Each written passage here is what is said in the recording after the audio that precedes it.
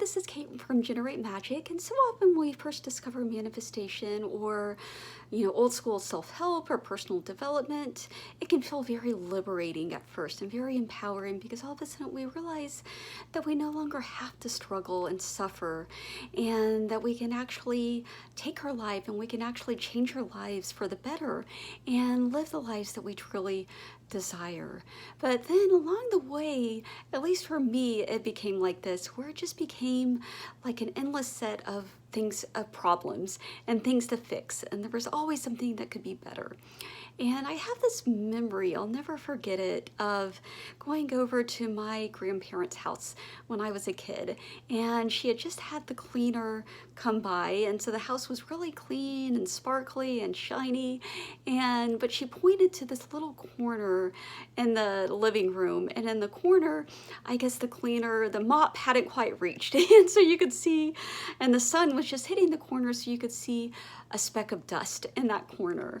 And this is not to talk down about my grandmother at all, but I think all of us do this. I know I certainly do, is it's always kind of like nitpicking. It's always, no matter how good things are, there's always something that could be better, right? And on the one hand, I think it's good to not just settle, right? Or not just get in the state of complacency, but at the same time, it can just get exhausting when life just becomes like an endless improvement project. And it's same thing with like self-concept. I think when a lot of people learn about self-concept, it becomes constantly fixing your self-concept or releasing your limiting beliefs or being on this constant healing journey, and it just never really seems to end. And then you're not really letting life in. You're not really appreciating things for what they really are. And you're just kind of like taking things for granted, I think.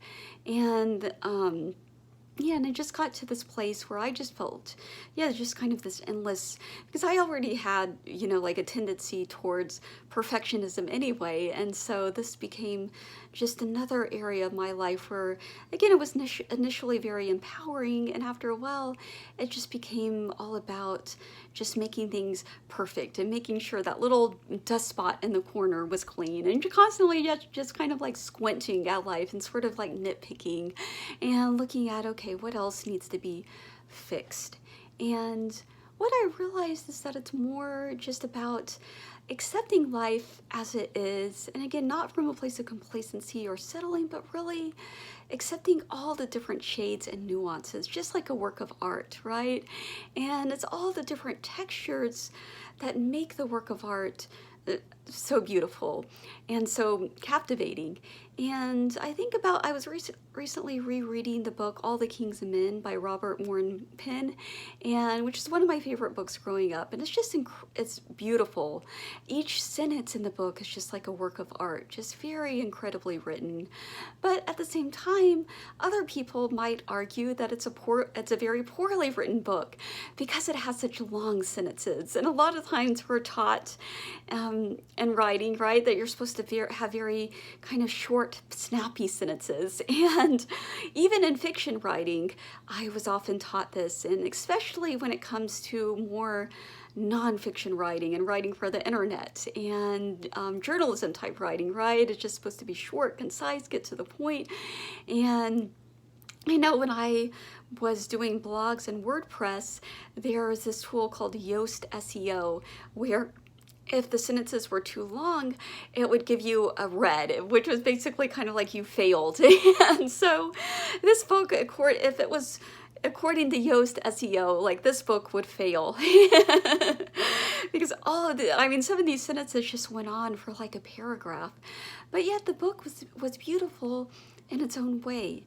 And I was very much, definitely when I was a teenager, I was very much a fan of this kind of very florid, descriptive writing, and I still am. And but I was not. I remember in high school not really being a fan of Hemingway or not being a fan of the more kind of minimalist writing. But since then, I've gotten to become a fan of the minimalist writing as well, and recognize that too has a certain beauty to it. And so each work of art is beautiful in its own way. And so in the same way, each moment in your life, recognizing that it has its own sort of beauty. And even, for instance, like I like sunny weather, and I think most of us do, right? And I tend to kind of feel a little bit down, a little bit low energy whenever it's cloudy outside. But recognizing that even the cloud and the fog, that it has its own sort of beauty. And same thing with yourself as well, and just kind of learning, yeah, just to kind of like accept yourself and accept where you're at, while at the same time keeping the bigger picture in mind.